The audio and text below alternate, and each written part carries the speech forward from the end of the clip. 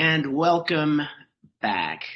Thank you all so much for spending a large part of your day with Grown In, with our panelists.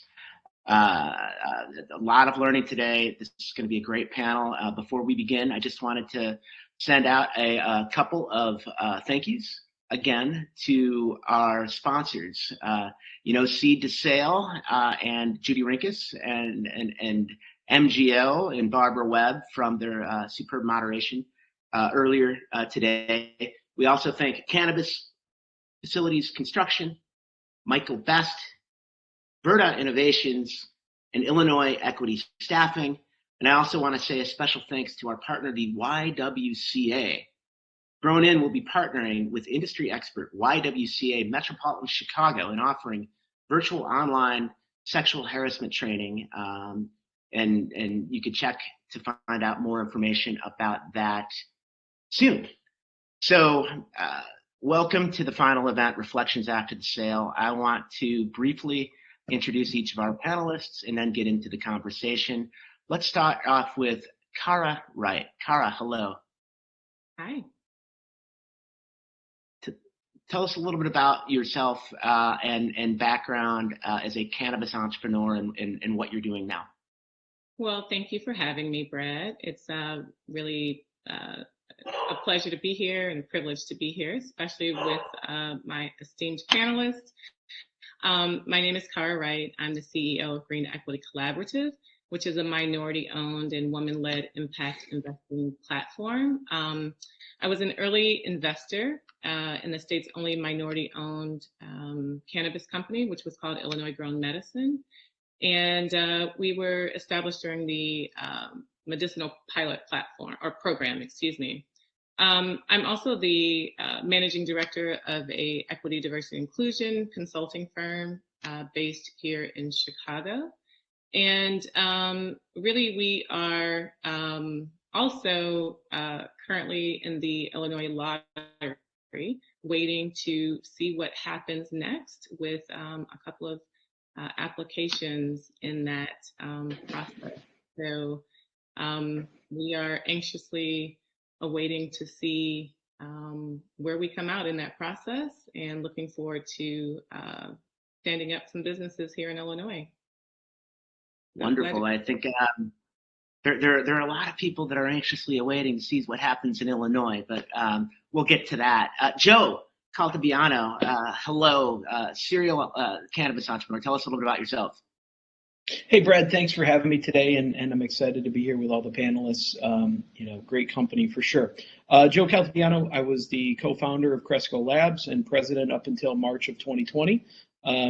Since that time, I've started to invest and explore other opportunities in the space, recently launching a SPAC that will begin trading in the relatively near future, focused on plant-touching acquisitions and really looking at some consolidation opportunities within the cannabis industry. So excited to, take a lot of the learning for having been a pioneer in the space and, trying to redeploy those to build things a little more focused on the needs of today's investors and today's operators. So excited to be here and excited to share some of my learnings along the way, and hopefully some of the community gets some good value out of what this collective panel has to put in front of them. Excellent. And Mitch, we go a few weeks back now, but it's wonderful getting to know you as we're practicing this. Now you are you were around first go around in Illinois and now obviously in St. Louis. Tell us a little bit about your cannabis experience. Thanks, Brad, and I enjoy being part of this today. Like most of you, my background is not in cannabis. I worked for major packaged goods companies, Anheuser-Busch. I own my own advertising firm, which I sold back in 2003 and retired happily. I was asked to get involved when Illinois passed the legislative act for medical cannabis just as an investor, which I did. But ended up being really the best person to manage the whole process of the application, finding real estate, etc. And it was an incredible learning experience. I don't think I've ever worked as hard in my life but it was fascinating and fast moving. And Joe and I were sort of in that newbie class together. And it was just really a fabulous experience. I was fortunate to get a dispensary license up in the Chicagoland area. We ultimately sold that to Acreage Holdings. I also live near St. Louis, Missouri, so I applied for a CBD cultivation and extraction license to treat epilepsy patients in 2015. Was fortunate enough to win that. And 2 years ago, when Missouri passed the medical cannabis law, I led a team that we applied for 10 licenses and were very fortunate to receive all 10. So I'm pretty buried right now building facilities, staffing, trying to buy lights and equipment that with COVID, the backlog is pretty ugly and long. But I am fascinated to be in this industry. Well, it's awesome having a number of serial entrepreneurs in this industry, and it was great. Just a little bit of chatter prior to us going live here, talking about some of the Wild West experiences, or talk about the environment when you first got in. Whether it's stigma, whether it's worried about FOIA requests or other things. Like, tell us what was different then when you first decided to get into the cannabis space. Cara, starting with you, and then maybe compare that a little bit to what you're experiencing today. Yeah, I think that's a great question. It was, there was a lot of unknowns, and I heard the term Wild Wild West. I mean, it certainly felt a lot like that. There wasn't a lot of knowledge, and so there was a lot of partnering going on with a lot of folks from out west. There was a lot of trial and error, and I'm speaking specifically from my experience and based here in Illinois. There was an influx of other folks coming in from other states, from folks with money and experience. And there were those who, were coming in, bringing other talents as well and other skill sets. But there was a sense of optimism and a sense of excitement and collaboration and liberation.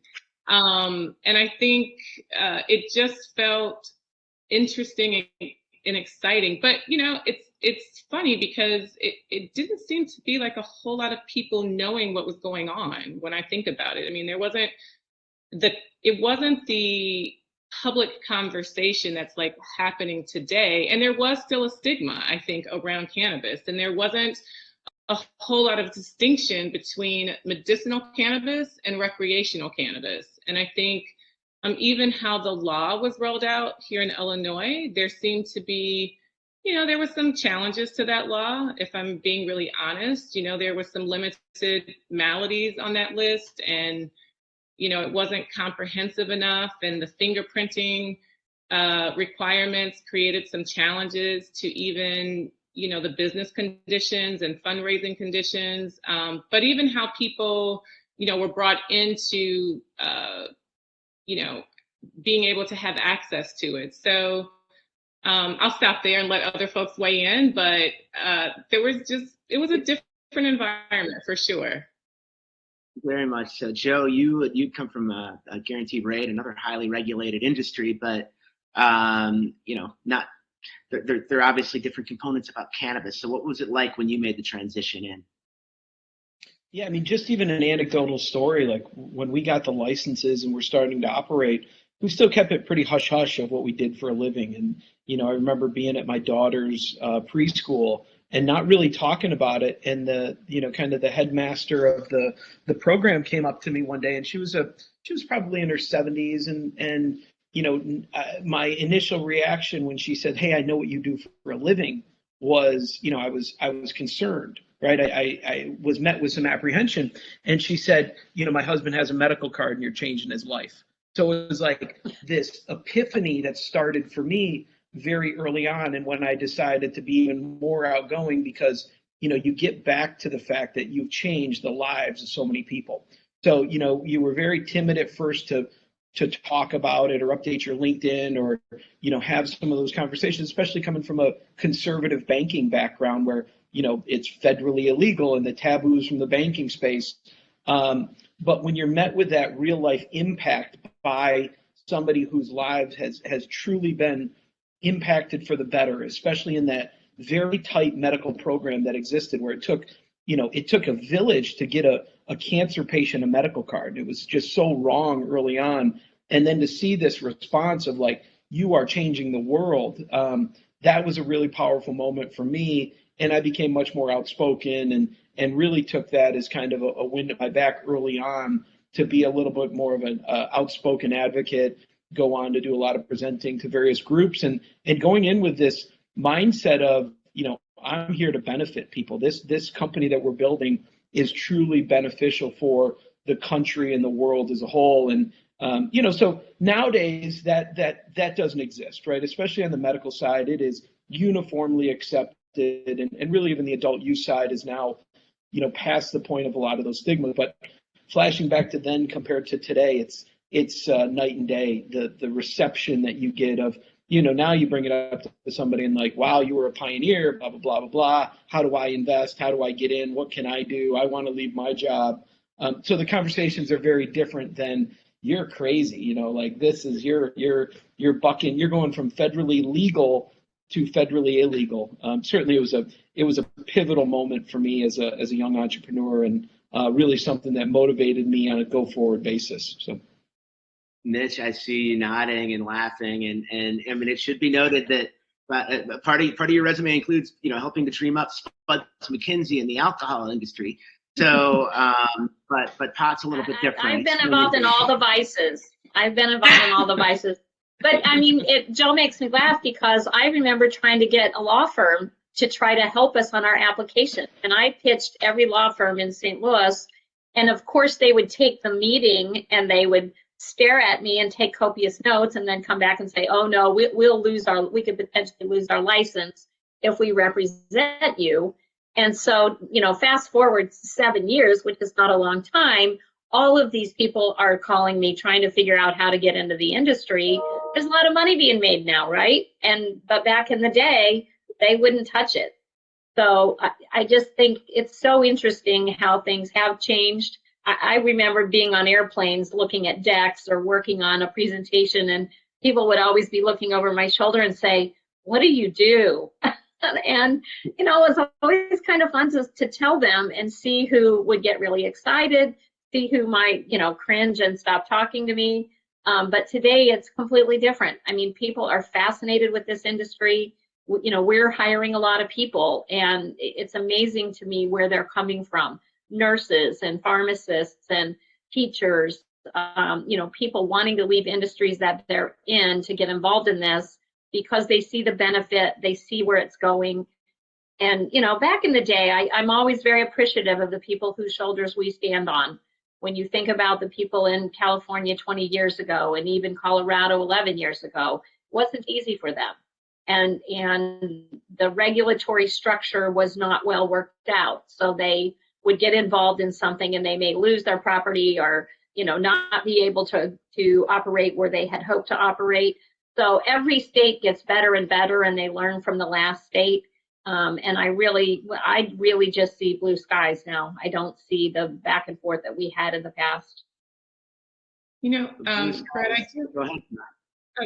I do want to just say that, I do think the conversation is very different, but there are still communities that, are still really leery of recreational cannabis, and they're still really concerned. And even here in Illinois, as we were talking to different groups and having those conversations, some folks are still really concerned about what cannabis means in their communities, simply because of what cannabis has meant in their communities historically. And so, while, as we think about, generally speaking, what the conversation has meant and how it's expanded, there's still a recognition that we need to have that, some people really do see cannabis as a threat, understandably so, because it really has not, it's been weaponized in their communities. And so we need to be really clear that there's a conversation that needs to continue, and education that needs to continue, and participation for folks in these communities that needs to happen in a new way so that we can create a new relationship to cannabis. And I think that will make all the difference. Most certainly. And meanwhile, I know communities that had not embraced it have here in Chicago, many suburbs that didn't go for it. And then January 1, 2020 are now there. It's in the Dakotas, et cetera. So we're obviously in a different state now. The industry is becoming more professionalized. Some call it Cannabis 2.0. Joe, you have experience co-founding an MSO, and you've been in the news with Choice Venture and the like. Talk about without violating quiet periods. Talk about more of the attributes to a company, a national cannabis company today, and what's required relative to when you first set out 7 years ago. Sure. When we started early on, and I think it was, I can't remember who said it, but we used a lot of outside resources, right? You were looking at Colorado and California as some of the best practices in the industry, and and kudos to them as they were pioneers in the space. But it wasn't what our industry was going to look like in Illinois. There was going to be a much bigger regulatory framework. There was going to be more capital injected. Back then, Colorado couldn't take in outside money. So they were limited into, kind of the capital that was in Colorado. So you would go to their grows or, some of the Generation 1 facilities that, more power to them, but it was bootstrapped together. It was duct tape and it was PVC pipe. It wasn't a $50 million construction project in a highly regulated market like in Illinois. So there really was no roadmap for this on a scale side. Illinois was really one of the very early markets for large scale, highly regulated cannabis. So there was no book to look at, so you utilize the things and contractors and different ways to ultimately build what was Generation 1 of these new style buildings. But there was a ton of problems there. There was no automation.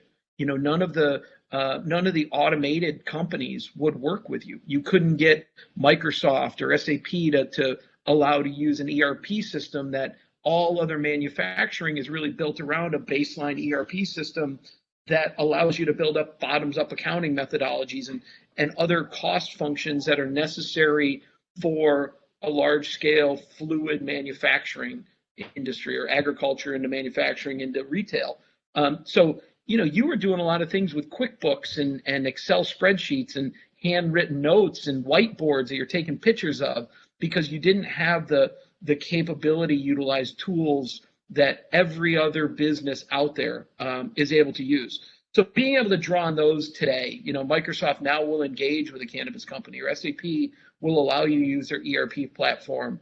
So there's a lot more resources available to create a more normalized business. And really this just speaks to normalizing the industry and to see where it was in 2013 and 2015 when we were all pioneering to today, where you can, work with Salesforce, or you can work with industry experts that are part of all other multinational corporations and industries and verticals.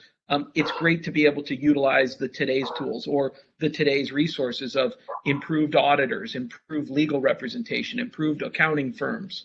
All of those things are now available, and it really is table stakes. You need to have some level of ERP system that allows you to focus on where you can find all the pennies in the supply chain. So a lot of those things are really what I would draw from diving in today compared to back then. Sophistication is higher than it was certainly 5 years ago. So Mitch, your story is particularly interesting because you did it in the early days of Illinois. Now you're doing it in the early days of Missouri. To talk about, maybe what you learned the first go round and what you're definitely not doing now that you had to do then. Mm-hmm. So, I just want to say that Illinois was very challenging because of the regulatory scheme that was concocted by the legislature. And there they heavily relied on your security plans. Of course, they wanted experience. And Joe and I were talking earlier, we think that a lot of successful business people got involved there in the beginning because it took a lot of money to be able to demonstrate that you could build one of the 20 cultivation facilities. And so that brought serious, business and financial minds. Unlike other states in the West where you could just go fill out the application, pay the fee, as long as you could pass a background test, you could get a license. And so they started much smaller and kind of bootstrapped their way in. I didn't see that in Illinois. I saw, we were probably the smallest little rascals that got through.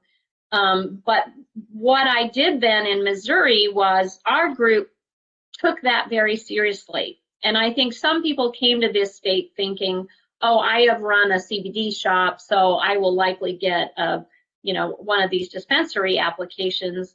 And I don't know that they took every aspect of it as seriously as we did. And I think that that's why we were so successful.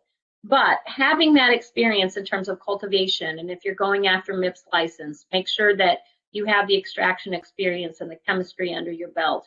You know how to run retail licenses. You know how to raise money. You know how to staff an organization and create a culture. And, all of that is going to be important if someday you are looking to sell your business. Not only, will you be a good, profitable operator in the state, but you are going to be, a bright, shiny object to some of the MSOs that may want to come into the state.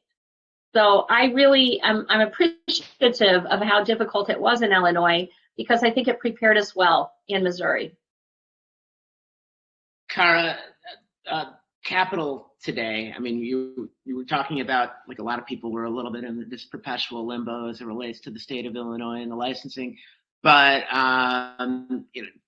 seem pretty well positioned to go out there again and talk about, like, the conversations you're having with investors today and the opportunities to raise money today as opposed to your first go round. Yeah, our first go round was a lot different. We were, talking to friends and family.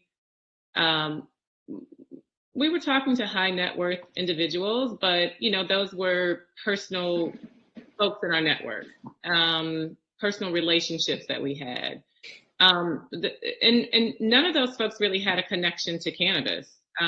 Nobody really knew about cannabis. People were just excited to be, a part of something new. And so none of us were really what I would call real investors, or really knew and understood the business. And so we weren't really combing through numbers. We weren't, we didn't really even have context for what a good investment was.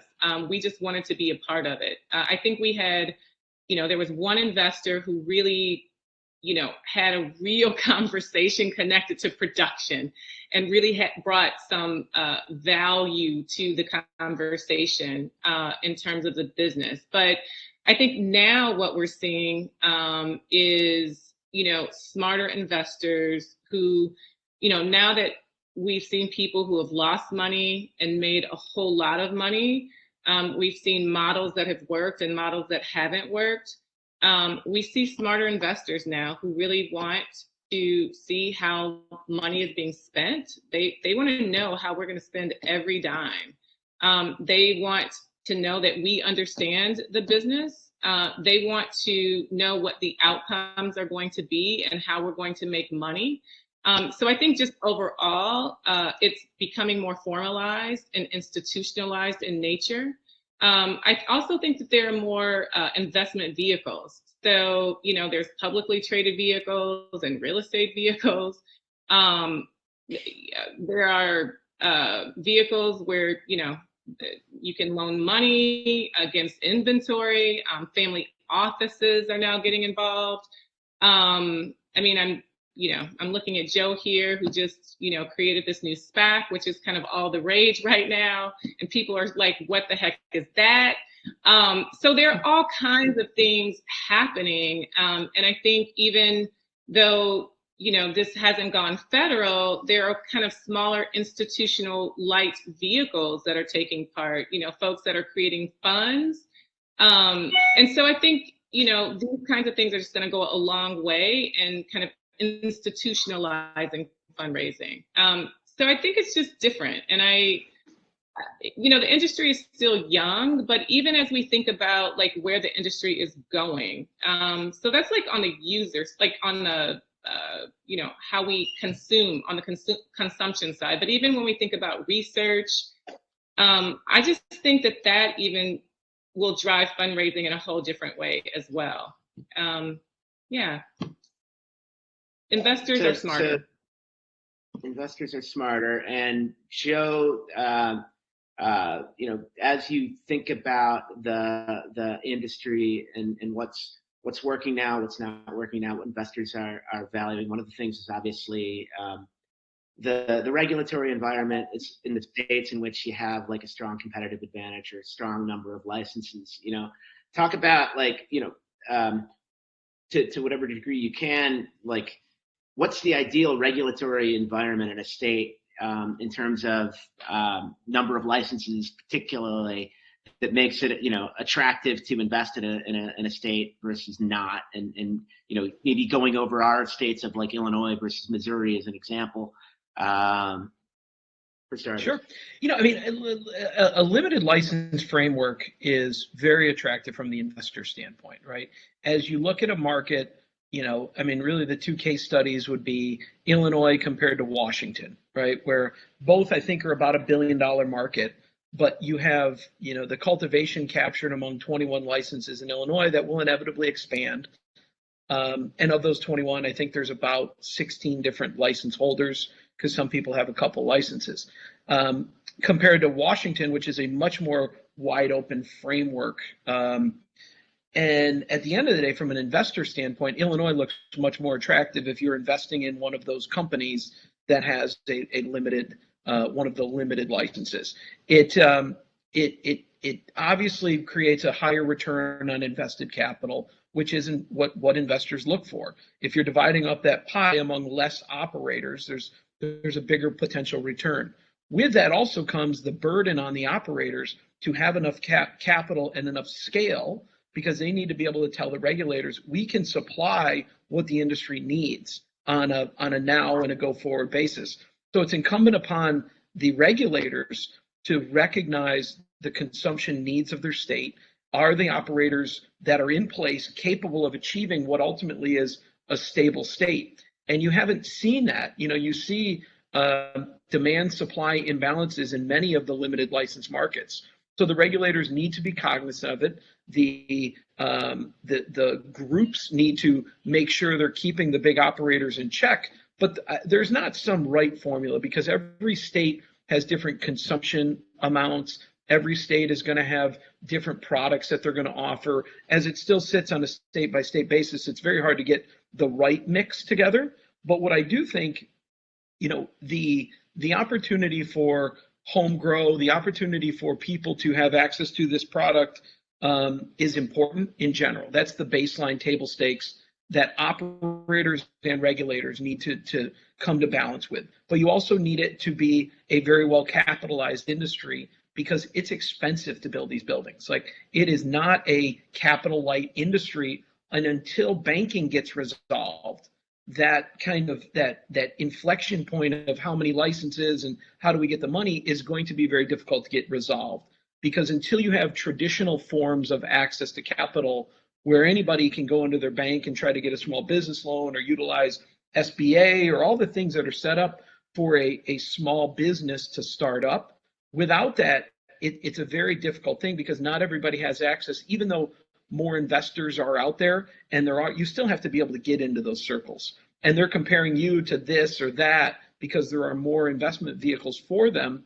So, the smaller operator still has a big uphill battle to go in, and the state has to recognize the needs of the consumer and the patient, and then the needs of the investor. And that's a very tough balance. So I don't know that anyone's got it right yet. I think, Illinois was trying to do things right. There's certainly been some significant delays, which are incredibly unfortunate, because I think they were trying to track towards a good balance of licenses and then programmatic improvements that they can pull levers on as needed and allow increased canopies and some of these things to allow those businesses to flourish. But they also don't want to just give out a bunch of licenses and create failures, because you did see that in Oregon. You did see it in Washington, where the price of cannabis collapsed and everybody's business model said, we're going to sell for $5 or $10 or $20 or whatever, and ended up being 70% less than that, and the businesses can't function. So then you've got this vacuum that gets created. So short answer is I don't know the answer. I think, there's enough to go around. I think there is an opportunity to trend towards, like Illinois, when the program starts and then you expand from there, is probably the right approach. But it does take, constant reworking of the system and reevaluating, and a fluid conversation between operators, patient advocates, advocates for adult use, the special interest groups. Every single person along the line needs to have real conversations of how do you get going and ultimately see everybody's side of the equation. Mitch, you have an additional variable operating a cannabis company in the state of Missouri, where there are restrictions on raising money from outside of the state. Talk about your own experience doing that, but also challenges and/or opportunities that creates in the overall state program. So, this was an interesting year to try to raise money. In Missouri, we have to maintain 51% Missouri ownership. So that limited, some of the public companies and the MSOs from coming in necessarily. When we received license, the entire industry was notified December 26th through the third week of January for the 3 different types of licensing. And we had to be operational within 12 months. So when COVID hit, and most of us didn't raise all our money in advance because we didn't know how much money we would need. We didn't know how many licenses we would receive. So in our case, we received a lot more than we had planned on or anticipated. And so we had to redo our decks and come up with a different valuation. And then COVID hits and the market crashed. So many of the people who thought that they wanted to invest didn't want to pull their money out of the market at that time. So that delayed things. And it caused us to be more creative. We ended up raising about $18 million in equity capital, but we raised another $20 million in real estate leaseback scenarios where people would come in and buy the property, invest in our CapEx, and then lease it back to us over a 10-year period of time. So that gave us the breathing room and the ability to get these facilities functioning within our 12-month period. Now, what I see in the future is that, and I sit on a committee in the state, we have the ability to do constitutional amendments. And just based on the makeup of our legislature in Missouri, I do not ever see them passing this legislatively. So we already have a constitutional amendment that's being written in the state for input from people to try to bring recreational onto the ballot in 2022. So we currently are allowed 60 cultivation licenses with a 30,000-foot canopy in each of those. If everyone would have gotten operational and had 30,000 foot of canopy, on day one of the first year, we would have oversupplied the market. And, to Joe's point, these regulated markets are much more interesting. You get more serious business people wanting to be involved because there is a chance, if you do it right, that you'll make money and be profitable. Unlike a state like Oklahoma, for example, which blows my mind every time I read about it. I don't know how anybody is going to be successful there. So, we had thought that maybe there were too many licenses given in the very beginning. And again, that's from my Illinois experience, but I think it's actually well balanced. And I think that you will see in 2022, if REC passes, that we will open up the state to, it won't have to be Missouri ownership, and that will allow some of the other players to come in and help with the funding and the financing and the growth of these businesses. We've talked about the Illinois issue. Everyone knows the Illinois issue. The implementation is not so good so far. But take a step back in terms of the social equity laws in Illinois and in other states. And Kara, starting with you, kind of from your vantage point, how impactful are they, positive and or negative, in terms of growing the programs, but also putting capital into the hands of entrepreneurs that otherwise would not have had it? Yeah. So I need to kind of like take a step back just a little bit to put some context around that question, I think. Because, I think we all know that, from a governance and policy perspective, we know that cannabis has been, historically weaponized and ultimately led to negative effects on communities of color across our country. And I believe that this lens of the negative effects of past governance and policy, should have been applied from the beginning of legalizing cannabis in this country. But nevertheless, we're here. And, across the country, some states have begun to make social equity provisions central to legalizing cannabis sales, and increasingly, common in legalization ballot measures. So I think, that's a good thing. And I think that's the intent. And some people are praising intent, and that's fine. But I think we need to really focus on impact. And I think that it's important to look at measurable outcomes. And we know that the systems aren't working. Like, we know what's being put into place aren't necessarily working, and they aren't necessarily righting those wrongs. So, equity entrepreneurs don't truly have a seat at the table as they work tirelessly to receive licenses, as we try to build ancillary businesses in our respective markets. And so, there are real barriers, access to information, expertise, whether it's, legal expertise or industry expertise, and then of course, access to capital, as you've said.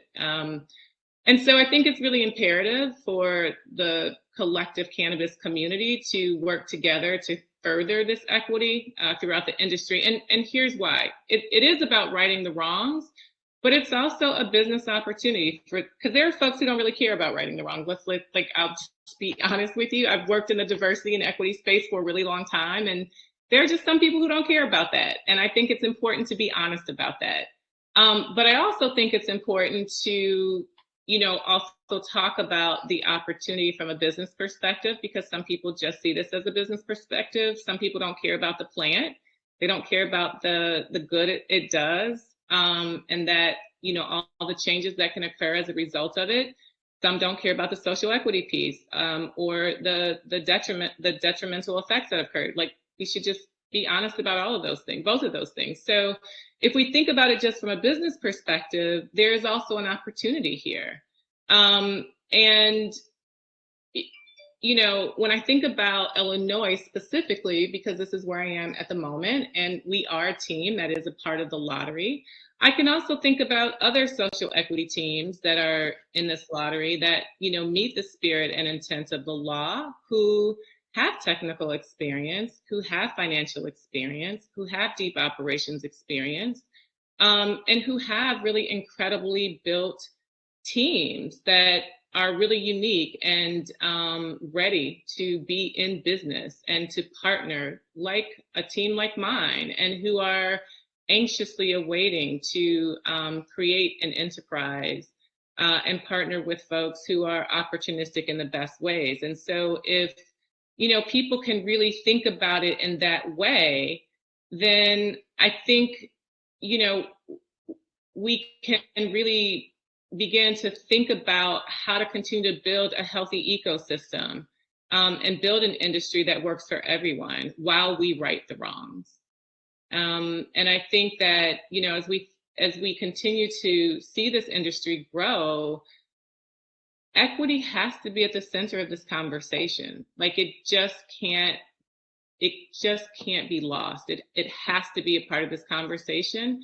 This industry was built by people of color, And it's disappointing that it's now just a conversation as it relates to the legalization of it. But again, we're here. I'd like to just make sure that it's a responsibility for all of us, especially for everyone that's benefited from it.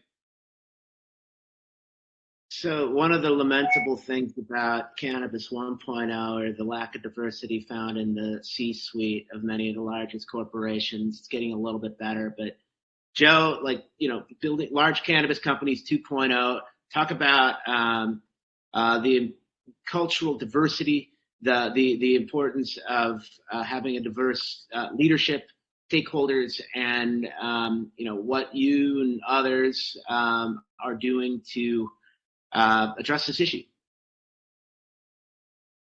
Sure. It has front of mind. I think it is much more front of mind than it was early in cannabis or early in tech or early in other industries. So cannabis is taking a very right look at it and trying to make it part of the fabric of the industry. We recognize what cannabis was ultimately built on the back of, and it's not good things, right? So there is a social responsibility. Flashing back 5 years ago, there were also, when we talked about the stigmas earlier, you didn't get as many candidates of color, right? There was the stigma that existed was much greater in a lot of those communities than it was in this accepting new medical program that was developing. So now you are seeing more candidates interested in getting into the space, and that allows more opportunity, and that will ultimately, if you mix more candidates coming in, companies making a socially conscious decision to do the right thing and address the diversity and inclusion aspects of all businesses. That is the timing is great. You're seeing states move forward with things that prevented people from getting jobs in the industry, ranging from frontline work to C-suite executives. The industry is making the movement, and now you're also seeing the investment community make a conscious decision to engage those conversations with operators and holding them accountable to make sure they have a diversity and inclusion plan like they do at Goldman Sachs and like they do at major institutions around the world, recognizing that companies have to address this, and it can't just be swept under the rug and talked about. It needs to be implemented. So I think all of the sides are starting to, act more than just talk. I think you're seeing things start to develop, even states trying to fix it.